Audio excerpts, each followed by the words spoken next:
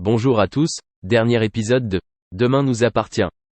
Notre actualité du jour portera sur Demain nous appartient. Spoiler, Chloé annonce une terrible nouvelle à Agnès. Après une conversation normale avec sa mère, Chloé décide d'annoncer à Agnès la triste nouvelle que l'homme qu'elle a visité à l'hôpital pendant des jours n'est pas son mari dans Demain nous appartient sur TF1. Marianne, Luce Mouchel, et Chloé, Ingrid Chauvin, informent Agnès que l'homme comateux à qui elle a rendu visite n'est pas son ami malgré leur apparence similaire et leur même cicatrice à l'épaule.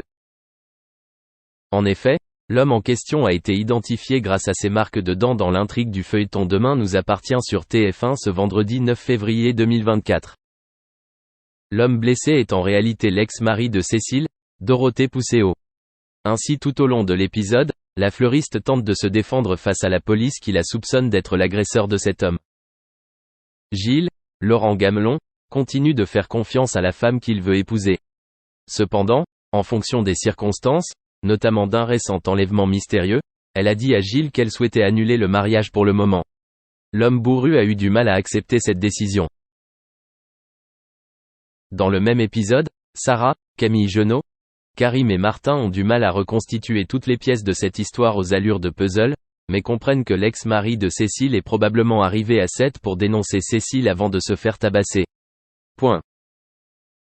Toujours dans cet épisode, Georges se réveille après une nuit passée à tomber amoureux de Mélodie et est pressé pour des détails par Karim, Sami Garbi, et Nordine, Youssef Agal. Le policier a absolument refusé de commenter, mais les deux collègues ont fait preuve de beaucoup d'humour à propos d'une histoire d'amour qui a dû lutter pour se concrétiser. De son côté, la famille Moreno s'est profondément attristée après avoir envoyé Charlie, Clémence Lassalas, à l'aéroport pour commencer une nouvelle vie au Canada.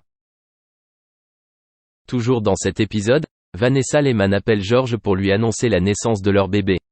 De plus, Cécile et Gilles dînent avec Chloé et Alexandre Brasseur, avant l'arrivée de la police. Sarah arrête Cécile car l'ADN de Cécile a été retrouvé sur les vêtements de son ex-mari après son agression. Le fleuriste a-t-il essayé de le tuer pour l'empêcher de parler? Merci d'avoir regardé et à la prochaine vidéo. N'oubliez pas de vous abonner à notre chaîne. En attendant, dites-nous ce que vous en pensez dans la section commentaires ci-dessous. Avant cela, il avait déjà tenté sa chance dans Popstar, X Factor, et encore une chance sans remporter les concours, il ne démord pas et continue sur sa lancée. Il a bien eu raison, puisqu'il finit par remporter la saison 5 de The Voice en 2016. Il enchaîne directement avec son single Paname, disque de platine, et l'album À bout de rêve, double disque de platine. Pas mal du tout pour un premier pas dans la musique. Il réitère l'exploit avec son album Solune, numéro 1 des ventes en France en 2017, puis l'album en duo avec Vita Versus, certifié disque de diamant, en 2019.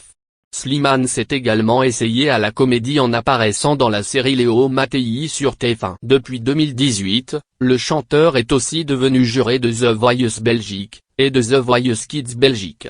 Son parcours est absolument exceptionnel, et ce n'est que le début. Ne nous le cachons pas, Slimane est un très beau jeune homme.